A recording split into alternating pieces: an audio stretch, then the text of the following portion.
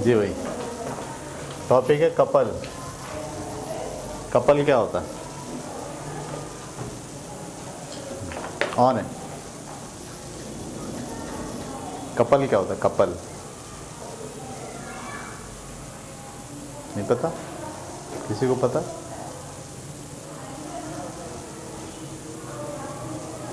आपके जहन में वो वाला कपल आ रहा है जो पार्क में बैठा हुआ होता है? वो नहीं है ये, बल्कि ये है टार्क का जोड़ा। जब आप टार्क लगाते हैं ना, सही है, तो बाज़ औक़ात आप टार्क सिंगल टार्क लगाते हैं, बाज़ औक़ात आप डबल टार्क लगाते हैं। सही है। जैसे आप गाड़ी के स्टीयरिंग पे बैठे हुए हैं, स्टीयरिंग बीच में घूमेगा ना, बीच से, और आपने इस हाथ से भी पकड़ा हुआ, इस हाथ से भी पकड़ा हुआ, तो आप इस हाथ से भी घुमा रहे हो और इस हाथ से भी घुमा रहे हो। तो एक टार्क इससे लगा रहे हो, एक टार्क इससे लगा रहे हो, तो अब आप जो घुमाव डेवलप कर रहे हो उस पर दो टार्क लगा रहे हो। तो टार्क का जोड़ा जब आप अप्लाई करते हैं किसी चीज़ पर, तो टार्क के उस जोड़े को आप क्या बोलते हैं? कपल। लफ्ज़ जोड़ा ही है, ये भी पेयर है, लेकिन टार्क के पेयर को कपल कहा जाता है। देखो, मोटरसाइकिल या कार का जो व्हील होता है, जब उसका नट खोलते हैं तो जो पाना लेकर आते हैं, आपको पता, पाने का एक हिस्सा ये होता है, एक हिस्सा ये होता है। एक को यहाँ से दबाते हैं, एक को यहाँ से उठाते हैं। जो स्क्रू पाना होता है वो एक ही साइड का होता है, वो एक कपल, एक टार्क है। लेकिन जब आप ऐसा पाना लगा रहे हो जिसमें यहाँ से भी आपको दबाना है और यहाँ से आपको उठाना है, तो अब आप एक टार्क नहीं लगा रहे। फोर्स और line of force, arm of the force, और फोर्स और आर्म ऑफ द फोर्स, ये दोनों जब मिला के आप लगाते हो तो इसे क्या बोलते हैं? आप कपल। ठीक है। जैसे मैं मिसाल दूँ आपको, ये मेरे पास एक जो है वो कोई गोल चीज़ है, बीच में से ये जुड़ी हुई है, ठीक है। तो एक फोर्स हम यहाँ लगाएं और एक फोर्स हम यहाँ लगाएं, ठीक है। ये फोर्स है, ये भी फोर्स है। अच्छा, फोर्स दोनों इक्वल हैं, फोर्स दोनों क्या हैं? और ये जो उसका आर्म ऑफ द फोर्स है, ये कभी इक्वल हो भी सकता है और कभी इक्वल नहीं भी हो सकता है। तो जब हम इसको ऐसे घुमा रहे यूँ करके, यूँ, ठीक है, तो एक टार्क ये लग रहा है, उसको हम क्या कह सकते हैं? फ़र्ज़ को जो करो कि यहाँ से यहाँ तक का डिस्टेंस क्या है? R1, और यहाँ से यहाँ तक का डिस्टेंस क्या है? R2। आमतौर पर ये दोनों क्या होते हैं? बराबर ही होते हैं। पहला टार्क क्या लग रहा है? F इंटू R1, ये वाला, और दूसरा टार्क कौन सा लग रहा है? F into R2। तो टोटल जो कपल होगा वो किसके बराबर होगा? दोनों टार्क्स के मजमूए के, F into R1 plus F into R2। दोनों में से कॉमन क्या निकल रहा है? F, क्या बचा? R1 plus R2।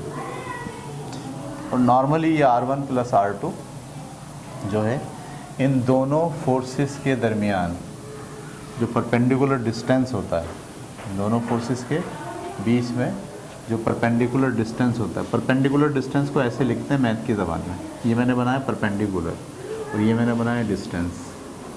तो ये R1 प्लस R2 क्या है? दरअसल इन दोनों के दरमियान एक परपेंडिकुलर डिस्टेंस है। ये बात क्लियर हो गई आपको? तो कपल क्या होता है? जो दोनों कुव्वतें लग रही हैं उनमें से कोई एक ले लें, क्योंकि दोनों कुव्वतें दरअसल क्या होती हैं?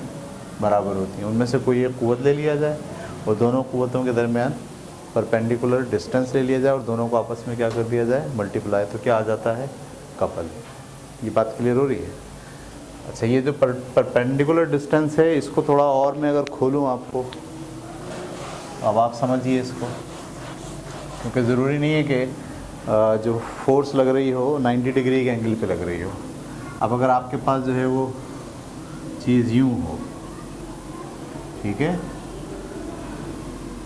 और एक फोर्स आप यूँ लगा रहे हो और एक फोर्स आप यूँ लगा रहे हो, फोर्स दोनों सेम है, लेकिन अब आर्म ऑफ द फोर्स ये वाला है और आर्म ऑफ द फोर्स क्या होगा? ये वाला होगा। ये R1 और ये क्या है? R2। अब आप क्या ये लेंगे R1 R2, या इन दोनों के दरमियान परपेंडिकुलर डिस्टेंस लेंगे? इन दोनों के दरमियान परपेंडिकुलर डिस्टेंस लेंगे। क्योंकि आपको पता है कि अगर आर्म फोर्स और आर्म ऑफ द फोर्स के दरमियान कुछ एंगल हो तो सारी की सारी फोर्स टार्क के लिए अप्लाई नहीं होती। इसकी भी सारी फोर्स टार्क के लिए अप्लाई, कौन सा कंपोनेंट अप्लाई होता है? सिर्फ वाई कंपोनेंट। जब वाई कंपोनेंट के लिहाज से आप सोचेंगे ना, तो अगर जैसे मैं ये कहूँ कि ये ऐसे जा रहा है ना,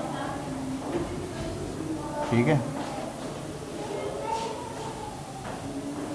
तो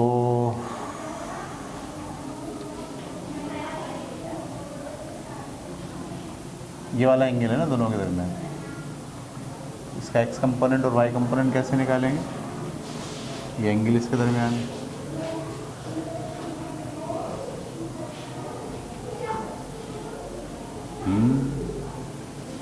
परपेंडिकुलर कहाँ ड्रॉ करेंगे?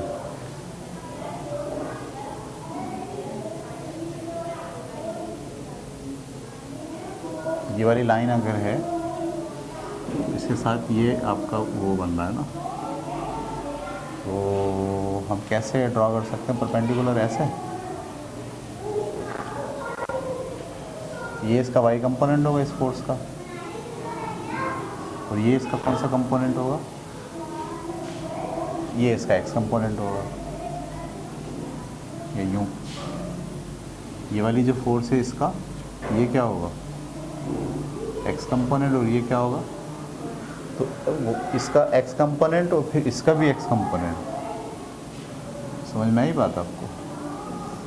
इनके दरमियान जो परपेंडिकुलर डिस्टेंस होगा वो काउंट होगा, ठीक है। तो इनमें से कोई एक फोर्स ले ली जाए और इन दोनों के दरमियान क्या ले लिया जाए? एक परपेंडिकुलर डिस्टेंस ले लिया जाए, तो ये किसके बराबर होगा? कपल के बराबर। कुछ पकड़ पाया आप? थोड़ा थोड़ा, यानी अगर 90 डिग्री का एंगल है तो कंफर्म है कि दोनों के दरमियान एक जो R1 और R2 हैं वही दरअसल क्या है? परपेंडिकुलर डिस्टेंस है। लेकिन अगर फोर्स और आर्म ऑफ द फोर्स के दरमियान 90 डिग्री का एंगल ना हो, कुछ और एंगल हो, तो फिर अब आपको R1 और R2 नहीं लेना है, सिर्फ क्या लेना है? दोनों फोर्सेस के दरमियान परपेंडिकुलर डिस्टेंस। बुक में देखें आप ज़रा, एक बात लिखिए बड़ी अच्छी, पेज नंबर 99।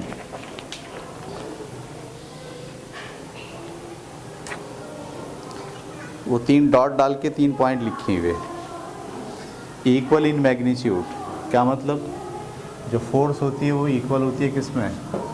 अगर 10 न्यूटन यहाँ लग रही है तो 10 न्यूटन, तो कपल के लिए ये ज़रूरी शर्त है, इक्वल इन मैग्नीट्यूड, फोर्स क्या हो? इक्वल हो, number 1। Number 2, parallel but opposite in direction, parallel हो लेकिन एक दूसरे की डायरेक्शन से क्या हो? अपोजिट हो। और तीसरी बात, सेपरेटेड बाय अ डिस्टेंस, उनके दरमियान क्या हो? कुछ ना कुछ डिस्टेंस हो। ये 3 चीज़ें अगर पाई जाएंगी तो फिर कपल डेवलप होगा, वरना कपल डेवलप नहीं होगा। देखो, जब चीज़ों को घुमाते हैं ना, तो घुमाने के लिए और उस घुमाव को बरकरार रखने के लिए जो चीज़ अप्लाई हो रही होती है वो सिर्फ टार्क अप्लाई नहीं हो रहा होता। समझ में आ रही बात आपको? वो अप्लाई होता है कपल। जैसे मैं मिसाल के तौर पर ये पंखा है, इसको घुमाना चाहता हूँ, तो मैं एक तरफ से ही अगर घुमाऊँगा ना तो ये मुसलसल नहीं घूमेगा। मुझे इसको किस तरह से घुमाना पड़ेगा? 2 तरह से घुमाना पड़ेगा। कोई भी चीज़, व्हील है, ठीक है, साइकिल का पहिया है, पानी की मोटर की जो वो प्लेट है, घूमने वाली चीज़ें तो बहुत हैं। आप कभी गौर कीजिएगा, जितनी मशीनें होती हैं उन सब मशीनों में असल चीज़ घूमने वाली चीज़ होती है। असल चीज़, बड़ी से बड़ी मशीन को आप गौर से देखेंगे ना, तो असल में एक चीज़ घूम रही होगी, उसके घूमने से हर चीज़ चल रही होगी। जैसे कपड़ा मशीन देखें आप, कपड़ा मशीन में एक मोटर लगी होती है, बस उसी मोटर के घूमने से हर चीज़ चलती है, ऊपर नीचे, इधर उधर, दाएं बाएं, जो कुछ हो रहा है उसमें वो पीछे एक मोटर घूम रही है। तो जब मोटर को घुमा रहे हैं आप, तो दरअसल उस पर क्या लगा रहे हैं? टार्क नहीं लगा रहे, उस पर क्या लगा रहे हैं?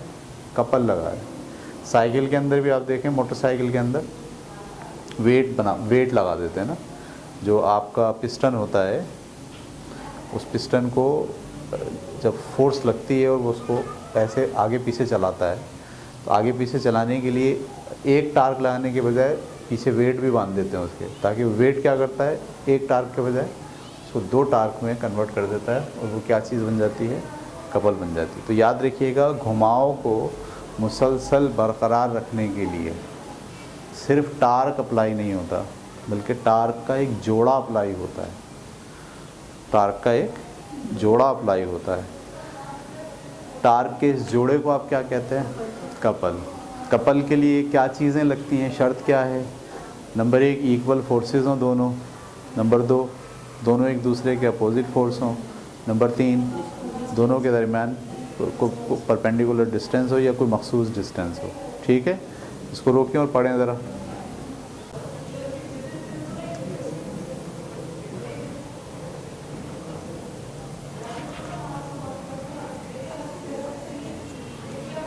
इक्विलिब्रियम,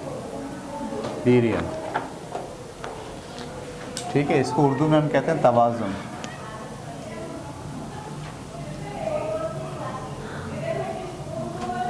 कोई चीज़ इक्विलिब्रियम की हालत में है, इसका क्या मतलब है? इसका मतलब ये है कि उसमें एक्सेलरेशन नहीं है।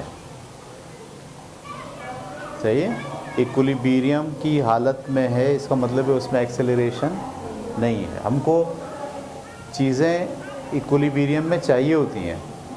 हम जब फ़र्ज़ करो ये जो घर बनाते हैं, इस घर में दीवार खड़ी कर रहे हैं, तो अब दीवार को हर वक्त खड़ा ही रहना है ना, ये गिरना है, खड़ा रहना है।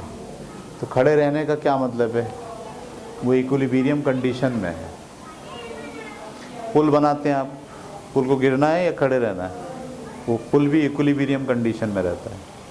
सही है, यानी वो हरकत ना करे। हरकत करने का मतलब तो ये है ना, वो गिर जाएगा।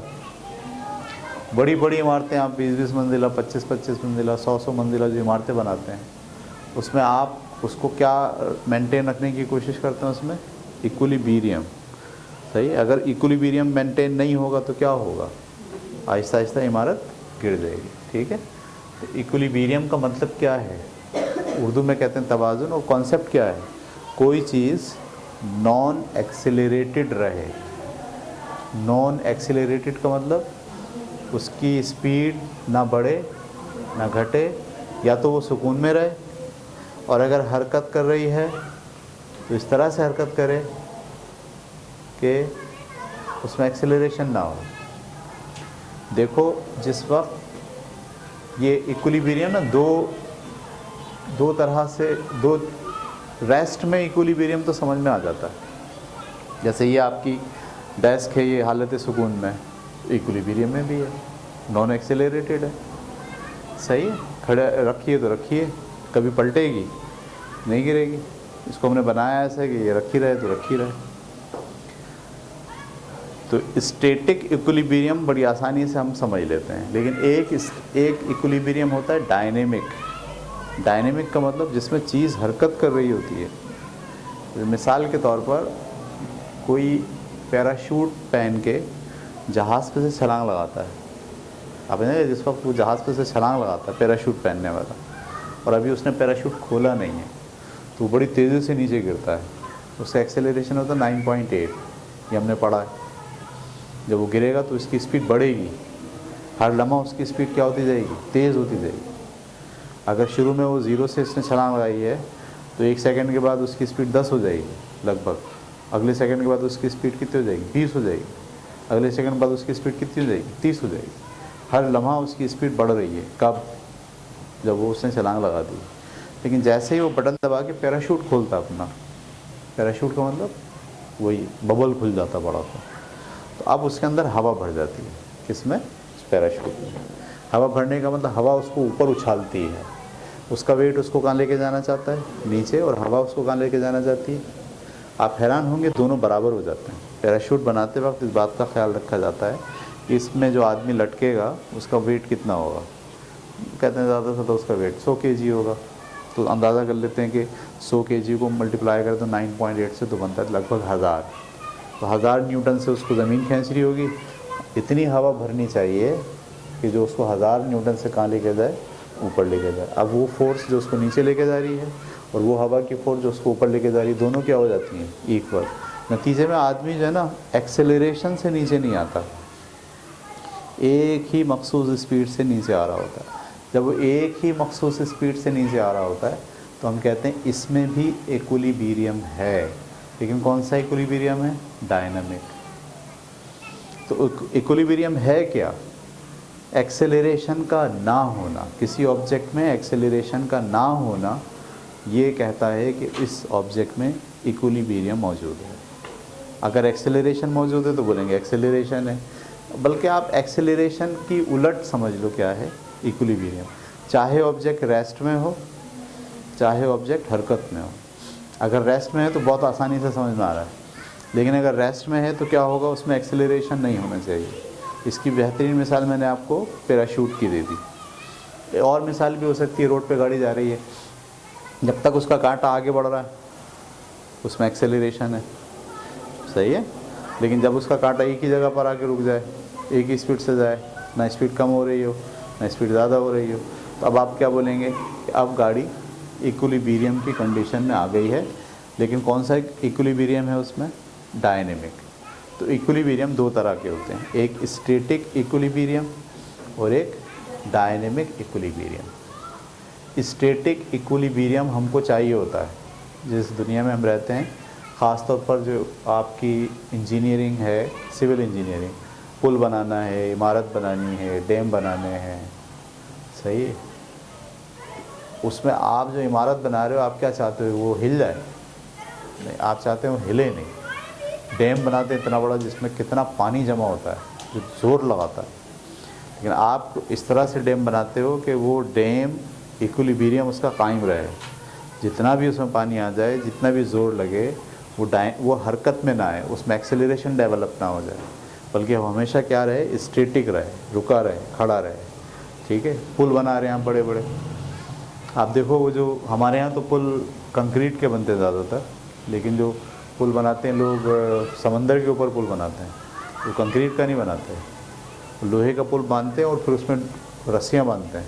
एक बड़ी रस्सी होती है, सही है, ये पुल है, ये आपका पिलर है एक, और एक ये पिलर है, बीच में ये पुल है।